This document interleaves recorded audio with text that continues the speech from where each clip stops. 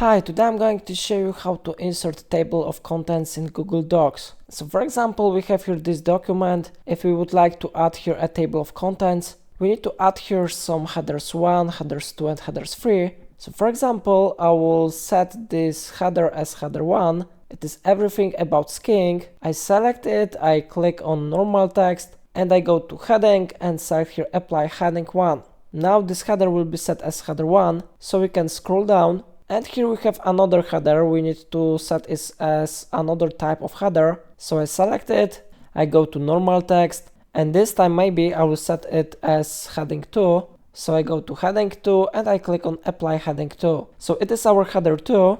Now I will add some headers 3. So I scroll down, I select it. It is types of skiing paragraph. I go to normal text, I go to heading 3 and I click on apply heading 3. And maybe I will add another one header 3, so I scroll down, I select few more words, I go to normal text, I go to heading 3 and I click on apply heading 3. Okay, so we have now one header 1, one header 2 and two headers 3.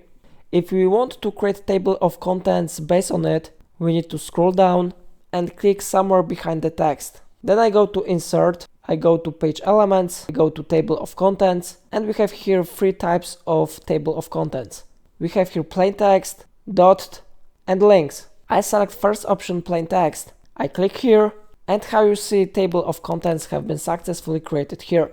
So we have here header 1 everything about skiing, header 2 first steps, and two headers 3 types of skiing and few more words. Of course here you can find location of these headers.